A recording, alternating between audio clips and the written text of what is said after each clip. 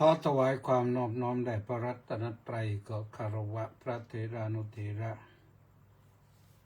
เจริญสุขเจริญพรท่านสาธุชนชาวพุทธานุภาพทั้งหลายวันนี้รายการพุทธานุภาพมาพบกับท่านทั้งหลายวันอาทิตย์ที่7 กันยายนพระพุทธศักราช 2568 ขึ้น 15 ค่ำเดือน 10 เป็นวันพระเมื่อเช้าก็คงจะได้ฟังเทศกันแล้วนะ คงจะได้ไปวัดไปวาแล้วก็ฟังเทศกัน แล้วก็ทำจิตให้ผ่องใสทำใจให้เบิกบานฟังธรรมะต่อแต่ว่าวันนี้ต้องขออนุโมทนากับคุณโยมนางสาวชบาจันทองร่วมกองบุญหนุนกองธรรมมา50 บาทนะเมื่อเวลา 10:37 นาทีโอนเข้ามาถึงเรียบร้อยรับไปเรียบร้อยอนุโมทนาสาธุแล้วก็อนุโมทนากับวิทยุพระพุทธศาสนาและสังคมพร้อมด้วย FC อีก494 คนออนไลน์เข้ามาก่อนท่านผู้ชมทั้งหลาย วันนี้เดี๋ยว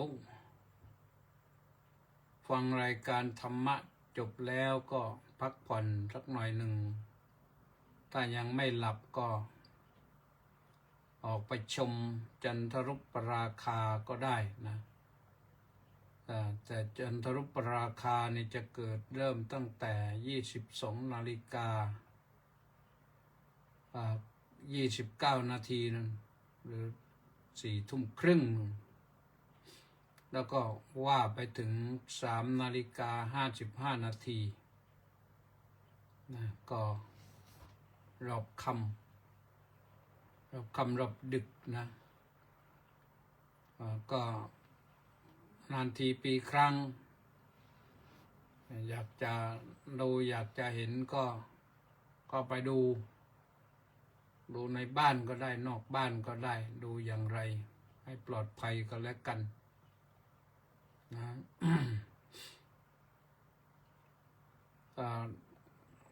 เห็นเขาบอกว่าเป็นเต็มดวงแต่จะเต็มในช่วงไหนไม่รู้เต็มดวงก็หมายความว่ามืดสนิทมืดมิด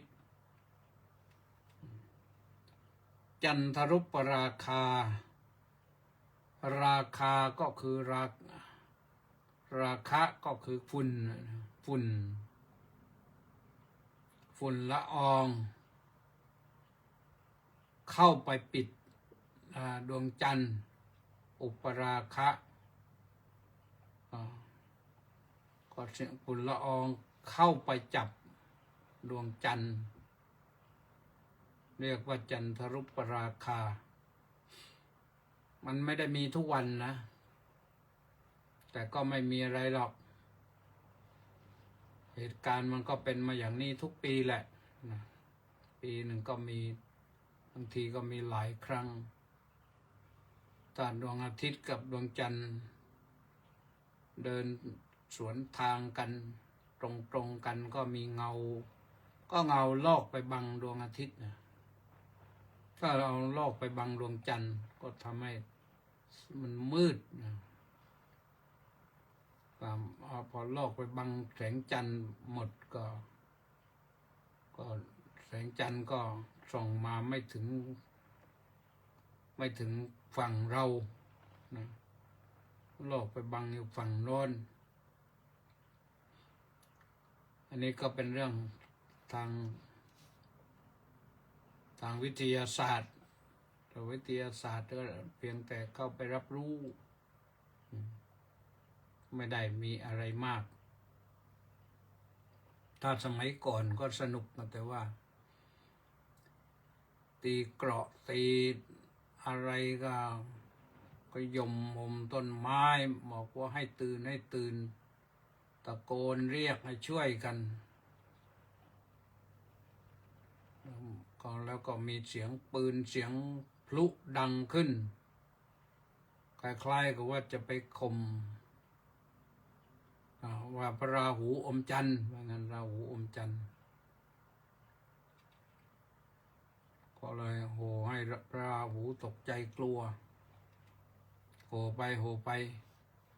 พระราหูก็กลัวก็เลยได้ยินเสียงปืนบ้างเสียงอะไรบ้างก็พระราหูก็หายไปหนีหายไปดวงจันทร์ก็ส่องแสงสว่างจ้ามาอีกนะเรานึกเอาว่าอย่างนั้นนะซึ่งจริงๆแล้วมันก็คือ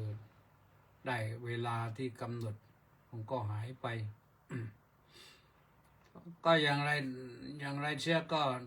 ถ้าอยากจะดูก็ดูนะคืนนี้นะคืนนี้วันพระดวงจันทร์จะเต็มดวงแต่ปรากฏว่าจะเป็นจันทรุปราคาจะเต็มดวงช่วงภาคดึก4 ทุ่มครึ่งหรือตี 10 ครึ่งไปต้นไปนะ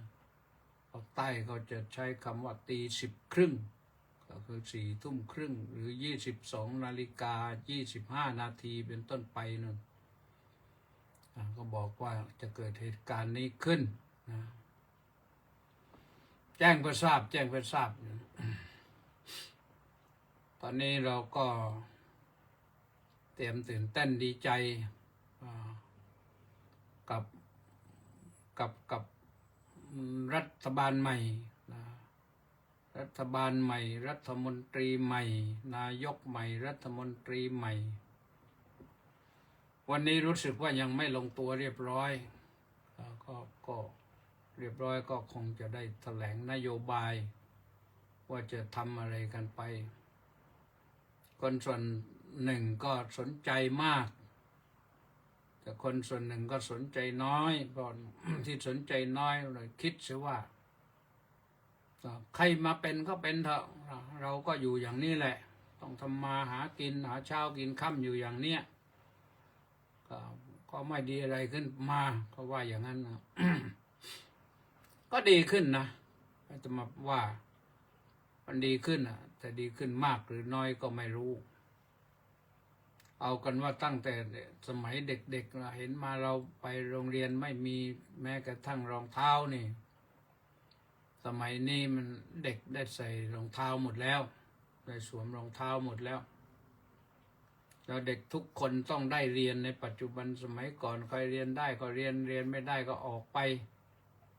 เป็นลิงเป็นข้างไปก็จบป.4 บ้างไม่จบบ้างก็ไม่ว่ากันก็ไม่ตามเดี๋ยวนี้ก็ตามหาหมดต้องนโยบายการศึกษาเนี่ยต้องจบม.3 หมดก็เลยทำให้พ่อแม่นี่พลอยแย่ไปด้วยนะลูกโตแล้วกินจุด้วยอายุ13 14 15ตรงนี้กินจุนะรุ่นกินจุแต่ว่าไม่ได้ทำงานช่วยเหลือพ่อแม่เราต้องไปโรงเรียนเพราะว่าเป็นภาคบังคับนี่อยู่ในภาคบังคับนี่ถ้าหากว่าเขาเอาตามกฎหมายจริงๆนะพ่อแม่ผู้ปกครองไม่ใส่ใจให้ลูกได้ไปเรียนเนี่ยมีความผิดนะมีความผิดตามกฎหมายเพราะฉะนั้นก็เป็นการบังคับกันไปเพื่อให้คนได้รับการศึกษาแล้วก็ต้องการให้คนไม่รู้หนังสือเป็นศูนย์นะหมายความว่าไงหมายความว่าไม่มีใครเหลือที่จะไม่สามารถอ่านออกเขียนได้นี่จะไม่มี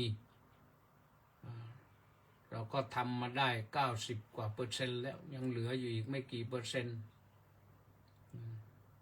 ที่คนยังไม่รู้หนังสือนี่ยุคนี้เขาคาดว่าบังคับให้ทุกคนต้องรู้หนังสือต้องอ่านออกเขียนได้อันนี้ก็ว่ามันก็เป็นส่วนดีนะคนอ่านหนังสือออกนี่ดีกว่าอ่านไม่ออกรู้หนังสือดีกว่าไม่รู้ อย่างน้อยก็ได้อ่านโน้นอ่านนี้ได้เข้าใจ นอกจากรู้หนังสือไทยแล้วต้องรู้หนังสืออังกฤษด้วยเดี๋ยวนี้รู้ภาษาโซเชียลมีเดียด้วยนะรู้ภาษา Facebook รู้ภาษาไลน์รู้ภาษา Instagram รู้อะไรต่อมีอะไรของเขาเพิ่มเติมขึ้นไม่งั้นก็ไม่ทันเด็กที่เก่งภาษานี่ก็สามารถทำคอนเทนต์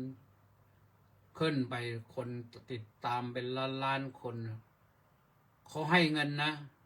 ให้เงินแล้วก็รวยได้ใครทำก็ใครสร้างคอนเทนต์เก่งๆนี่เด็กคนนี้เก่งมากแต่ว่ามันมีคนเดียวในโลกเราก็อย่าไปตื่นเต้นกับมันนักนะคนที่ทำมาหากินก็ทำมาหากินต่อไปนะวันนี้ก็ขอพูดถึงเรื่องความยอมรับหน่อยความยอมรับนะยอมรับอะไรยอมรับความพ่ายแพ้นะ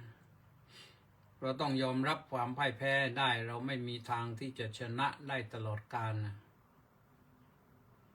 ยอมรับความพ่ายแพ้เสียบ้างแล้วก็พยายามทำใจนะทำใจในเรื่องที่เราต้องแพ้นี่เมื่อมันต้องแพ้ก็คือต้องยอมรับว่าแพ้แล้วก็สบายใจแพ้ก็สบายใจไม่เป็นทุกข์ไม่กังวลไม่ไปผูกอาฆาตมาตร้ายว่าคนนั้นชนะเราคนนู้นชนะเราเหมือนกับโจรกับโจรนะโจรกับโจรมันก็ยอมรับความพ่ายแพ้กันไม่ได้ในที่สุดก็ต้องโจรก็ต้องล่าโจรกันล่าไปล่ามาผูกอาฆาตกันไปถึงพวกพ้องต่อความยาวสาวความยืดกันไปตามฆ่าล้างโคตรกันสมัยก่อนนี่น่ากลัวนะเดี๋ยวนี้ก็ดีขึ้นเยอะแล้วเคยมีจังหวัดหนึ่งที่เขายกพวกตีกันยกกันทั้งหมู่บ้านนะขอไม่เอ่ยชื่อจังหวัดไหนก็แล้วกันนะแต่ในประเทศไทยนี่แหละแต่ตอนหลังนี่ก็มีท่านผู้ว่าคนหนึ่งท่านเก่งสามารถไปปราบได้แล้วก็ระยะหลังก็เลิกไม่มีข่าวเรื่องการยกพวกทั้งหมู่บ้านไปตีกันไปทำร้ายกันแล้วคนเรามันมีแพ้กับชนะนี่เป็นนักกีฬานี่ถ้าไม่รู้จักแพ้ก็ชนะไม่เป็นนะก็ยอมรับเสียว่าสู้เขาไม่ได้ก็ต้องยอมรับนะยอมรับแล้วก็สบายใจไม่ฟอไม่ท้อไม่หมดกำลังใจสิ่งที่เป็นไปได้ก็คือฝึกใหม่ก็ไปสู้กันใหม่นะอย่างนักกีฬาเนี่ยฝึกใหม่ไปสู้ใหม่สู้ไม่ได้อีกก็ต้องฝึกอีกจนกระทั่งว่าสู้ได้นั่นแหละฝึกไปจนสู้ได้นั่นแหละถึงจะดีแล้วก็ชนะได้จะได้แล้วก็ได้ภาคภูมิใจนะวันนักกีฬาหลายชนิดนี่นะบางคนแพ้แล้วก็แพ้ทั้งกายแพ้ทั้งใจแพ้ทั้งเกมกีฬาแล้วก็พอใจแพ้แล้วมันจบเลยไปไม่ได้แต่กีฬาที่แพ้แล้วใจไม่แพ้นี่ไปฝึกใหม่มาสู้กันใหม่ในที่สุดก็ชนะได้นะเราทำงานทำการก็เหมือนกันนะบางครั้งบางทีไม่ต้องไป แข่งกับใครแข่งตัวเองเนี่ยตัวเองทำงานแพ้อย่าแพ้งานต้องชนะงานให้ได้แพ้ก็คือทิ้งงานชนะก็คือทำงานสำเร็จทำงานสำเร็จก็สบายนะสบายยอมรับความพ่ายแพ้ทำให้สบายใจได้นะประการที่สองยอมรับความเห็นของคนอื่นบ้าง เรื่องความเห็นนี่สำคัญ ถ้าไม่ยอมรับความเห็นของคนอื่นแล้วมันจะเกิดความแตกแยก ในหมู่คนนี่2 คนขึ้นไปเนี่ยเดินไปด้วยกันถ้าเกิดความเห็นไม่ตรงกันแล้วก็อาจจะชกต่อยกันก็ได้ทำร้ายกันก็ได้ ขัดแย้งกัน เคยเห็นพี่กับน้องพี่กับน้องก็มีความเห็นทางการเมืองต่างกันโอ้ทะเลาะกันรุนแรงเลยถึงจะอาฆาตมาตร้ายกันเลยนะมันไม่ได้นะมันไปคิดอย่างนั้นไม่ได้ถ้าเถียงแพ้ก็คือแพ้ต้องรับฟังเหตุผลนะต้องรับฟังเหตุผลไม่ว่าทางการเมืองหรือทางอะไรแล้วโดยเฉพาะทางการเมืองนี่บางครั้งบางทีแพ้กันแล้วต้องคิดอาฆาตมาตร้ายกันทำร้ายกันมันไม่ดีไม่งามการทำงาน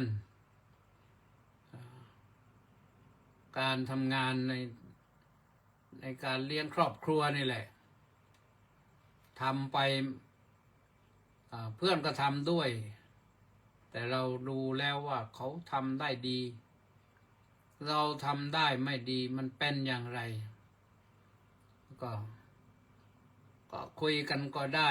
นะถามความเห็นกันก็ได้ก็ดีอย่างไรก็อย่างไรเข้าที่ประชุมโดยเฉพาะอย่างยิ่งเข้าที่ประชุมนี่อย่าเถียงกันถึงขั้นว่าจะต้องลงไม้ลงมือกันชกต่อยทุบตีกันเถียงกันด้วยเหตุด้วยผลถ้าแพ้ด้วยเหตุด้วยผลก็ต้องยอมรับกันนะยอมรับความเห็นของคนอื่นบ้างอย่าแหลมเกินไปบางครั้งบางทีเรารู้แหละเราก็คิดว่าของเราดีกว่าแน่แต่พอถามซาวเสียงกันปรากฏว่าสมาชิกเขาเห็นคนอื่นดีกว่าอย่างเนี้ยนั่นแสดงว่าเราก็แพ้แต่แพ้ไม่ใช่ว่าจะต้องไปอาฆาตมาตร้ายนะแพ้อาจจะแพ้เพราะเราชี้แจงไม่ชัดเจนชี้แจงไปแล้วมันมองไม่เห็นอาจจะเตรียมตัวไปไม่ดีก็ได้หรือเขาอาจจะล็อบบี้กันมาแล้วก็ได้ว่าต้องเอาอย่างนี้พูดไปพูดมาพอยกมือกันปรากฏว่าเขายกมือให้คนอื่นหมดเราอดนะอย่างนี้ก็ต้องยอมรับนะแต่ทีหลังเราก็ทำบ้างก็ได้นะแต่ว่าดีที่สุดก็คือต้องความเห็นที่เสมอกันเรื่องทิฏฐิสามัญญตาพระพุทธเจ้าตรัสบอกไว้ว่าพระสงฆ์แตกแยกกันเนี่ยเพราะทิฏฐิไม่ตรงกันไม่ตรงกันในเรื่องอะไรบ้างในเรื่องธรรมะในเรื่องวินัยในเรื่องพระธรรมในเรื่องพระวินัยธรรมข้อนี้พระพุทธเจ้าอธิบายไว้อย่างนี้คนหนึ่งเห็นตามแล้วก็อธิบายตามแนวพระพุทธเจ้าอีกคนหนึ่งอธิบายแหวกแนวออกไปบอกว่าไม่ใช่อย่างนั้นมันต้องอย่างนี้นี่เห็นไม่ตรงกันต้องหากรรมการกลางมาตัดสินชี้ขาดว่าอันไหนถูกอันไหนผิดนะแล้วก็ต้องยอมรับกันในจุดนั้นในทางพระวินัยนี่ถ้าพอเห็นต่างกันไปแล้วก็ปฏิบัติผิดกันแพ้กันนี่เมื่อเร็วๆนี่ไปนานนักนะก็2-3 ปีที่ผ่านมาเนี่ยมีสำนักหนึ่งที่ออกมาพูดว่าการสวดปาติโมกข์เนี่ยควรจะสวด150ก็พอว่าเพราะพระพุทธเจ้าตรัสไว้ครั้งหนึ่ง ว่าในในพระสูตรมี150 ข้อจริงๆพระวินัยนะแต่ถ้าไปดูในพระวินัยพระไตรปิฎกเล่ม4นั่นก็ปรากฏว่ามีครบถ้วนตามที่เราสวดกันอยู่ในปัจจุบันในปาติโมกข์นั่นถ้าไปดูในพระไตรปิฎกเล่ม20ติกนิบาตอังคุตรนิกายนะก็จะมีสิกขาบท150ท้วนว่าอย่างนั้นแต่ว่าเวลาสวดเขาไม่ได้สวดพระสูตรเขาสวดพระวินัยเพราะฉะนั้นพระวินัยนี่บอกไว้227 ข้อเพราะฉะนั้นก็ต้องสวดตามนี้นะจะไปเอาสวดแค่150 ข้อไม่ได้เท่ากับว่าตัดสิกขาบทที่พระพุทธเจ้าบัญญัติไว้แล้วในพระวินัยนั้นออกไปศาสนาไปไม่ได้นะถ้าอย่างนั้นศาสนาไปไม่ได้จะทำให้ศาสนาหย่อนยานแล้วก็แม้แต่รักษาไว้227 ข้อแล้วนี่ก็ยังมีปัญหาซึ่งก็มีปัญหาที่ประพฤติหย่อนยานนะไม่ประพฤติตามพระธรรมวินัยนี่แหละมันเกิดปัญหาเนี่ยทั้งหลายทั้งปวงนะที่มีอยู่ในปัจจุบันนี่ก็เป็นอย่างนั้นแหละนะก็ไม่ใช่เรื่องอะไรอื่นเรื่องพระวินัยไม่ได้เคร่งครัดในพระวินัยจึงมีปัญหานะนั้นอย่างหนึ่งเพราะฉะนั้นเวลาเข้าที่ประชุมเนี่ยเราต้องพระพุทธเจ้าก็ให้ใช้เยพุยสิกานะเวลาตัดสินเยพุยสิกาก็คือเอาเสียงข้างมากเป็นประมาณในข้อโต้แย้งขัดแย้งกันทางพระวินัยเนี่ยพูดกันไปพูดกันมาอภิปรายกันเหนื่อยแล้วนี่พอจะลงมติก็ต้องเอาเสียงข้างมากเยปุยสิกาเอาเสียงข้างมากเป็นประมาณบางอย่างตัดสินไม่ได้นะบางอย่างตัดสินไม่ได้ต้องใช้ตินวัฏฐารกะตินวัฏฐารกะก็คือระงับเรื่องไว้ก่อนยังไม่ตัดสินยังไม่ชี้ขาดภาษาว่าตินวัฏฐารกะนั่นแปลว่ากลบไว้ด้วยหญ้าคือปิดไว้ก่อนอย่าเพิ่งตัดสินก่อนแล้วค่อยว่ากันไปพระสงฆ์ก็ใช้วิธีนี้อยู่บ้างเหมือนกันนะในบางครั้งบางคราวถ้าเกิดความขัดแย้งกันความเห็นไม่ลงรอยกันก็ต้องปกปิดไว้ก่อนตัดสินไปก็มันมีโทษมากกว่าคุณนะอาจจะมีโทษมากกว่าคุณเพราะฉะนั้นก็ต้องให้เรื่องมันสงบเงียบไปก่อนแล้วค่อยมาว่ากันใครผิดใครถูกก็จะได้จบกันไปแต่ในที่สุดฝ่ายที่ไม่ถูกก็ละอายตัวเองก็ค่อยหายไปเองนะเพราะฉะนั้นเรื่องยอมรับความเห็นของคนอื่นเพื่อประโยชน์บางอย่างนะเพื่อประโยชน์บางอย่างเพื่อความสุขเพื่อความสงบของหมู่คณะเพื่อความพร้อมเพรียงของหมู่คณะเพื่อเอื้อเฟื้อแก่พระธรรมพระวินัย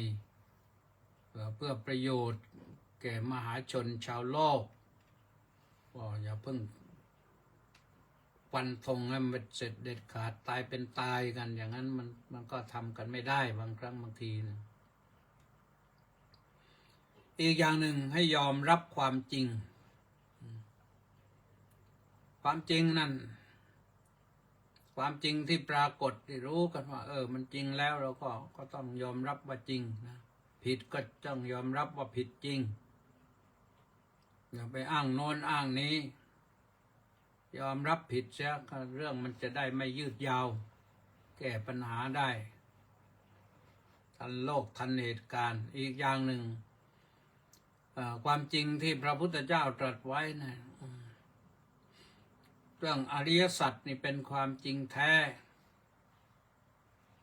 เราต้องยอมรับเลยว่าความทุกข์เนี่ยมันมีอยู่จริงเราทุกคนนี่ต้องมีความทุกข์ความสุขเราก็มีนั่นแหละแต่เราหนีทุกข์ไม่พ้นทุกคนต้องมีความทุกข์พอทุกข์แล้วก็ถ้าเรารู้สึกตัวทันก็เราทิ้งทุกข์นั้นแล้วเราก็สุขนะบางครั้งบางทีเราปล่อยให้ทุกข์เพลินไป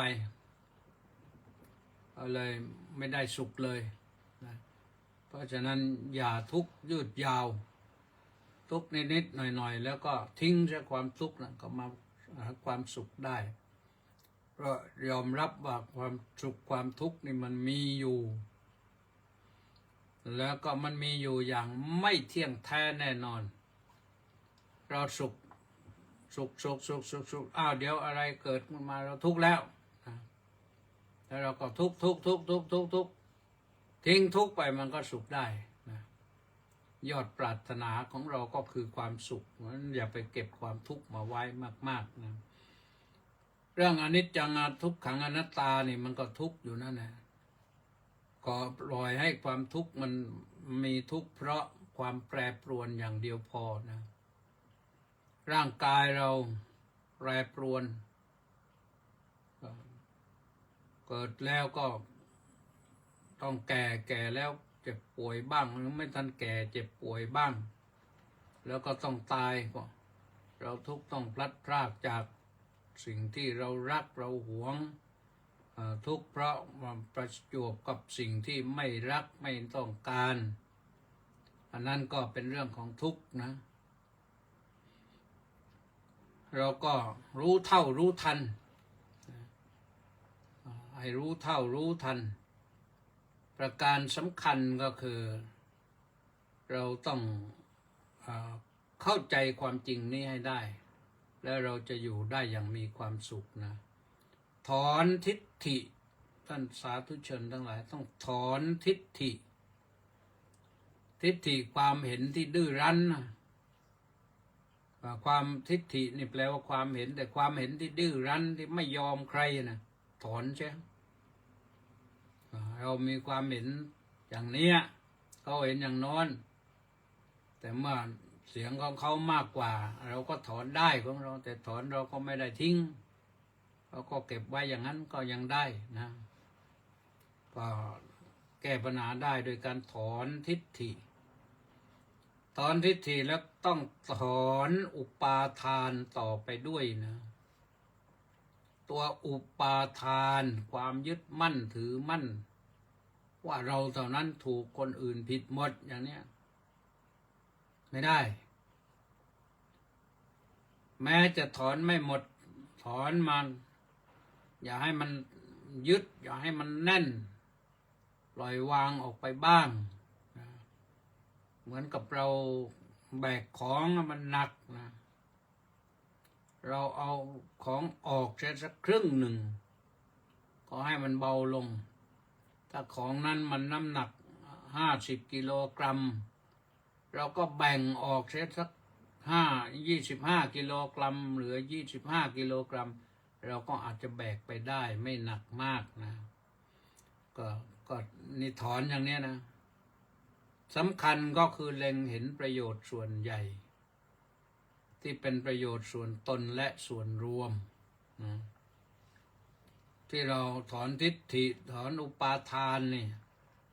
เพราะเห็นประโยชน์ส่วนใหญ่คือประโยชน์ส่วนตนและส่วนรวมก็ได้อย่างนี้ชีวิตก็จะมีความสุขท่านทั้งหลาย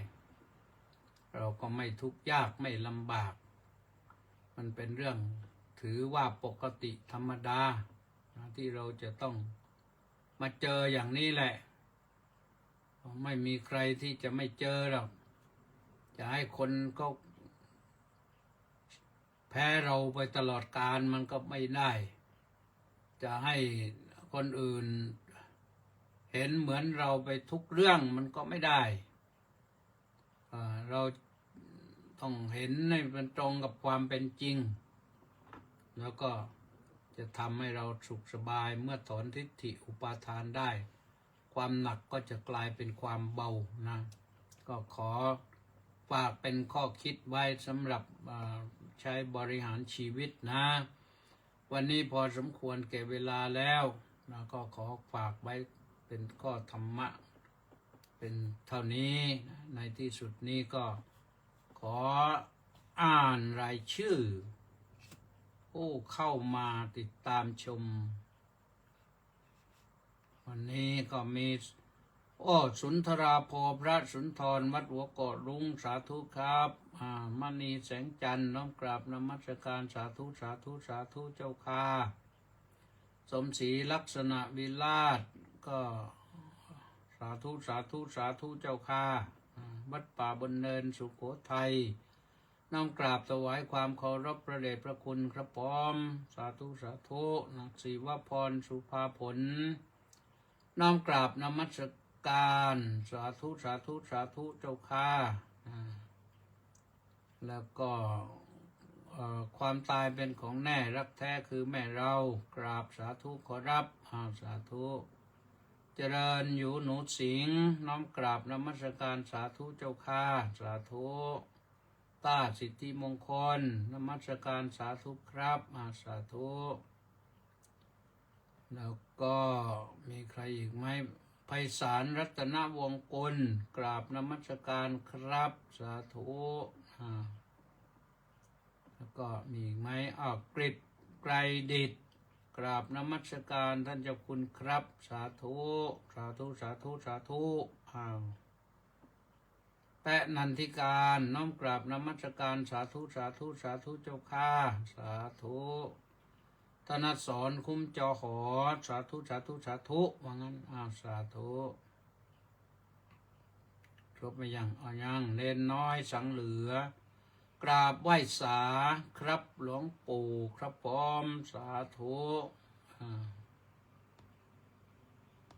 เล็กวังบุรพานุกูลแก้วสุขกราบสาธุครับสาธุสุขมวงมาไกลนุ่นเวอร์จิเนียนุ่นนะวัดป่านานาชาติน้อมกราบถวายความเคารพพระเดชพระคุณเป็นอย่างสูงครับพร้อมสาธุมาไกลนะเจพรแหลมทองเหงาสาธุสาธุสาธุค่ะสาธุแล้วก็นักบุญคนนครสาธุสาธุอาจารย์สาธุคนตนละเป็นที่พึ่งของตนน้อมกราบสาธุธรรมพระเดชพระคุณครับสาธุวรนันท์ขาวศรีกราบนมัสการเจ้าค่ะสาธุมาจบที่วรนันท์ขาวศรีปิดท้ายโดยสมศรีลักษณะวิราชนะวันนี้ก็พบกันเท่านี้แล้วเดี๋ยว4:30นะอีกชั่วโมงหนึ่งไปดูจันทรุปราคากันก็แล้วกันนะอนุโมทนาทุกท่านสวัสดี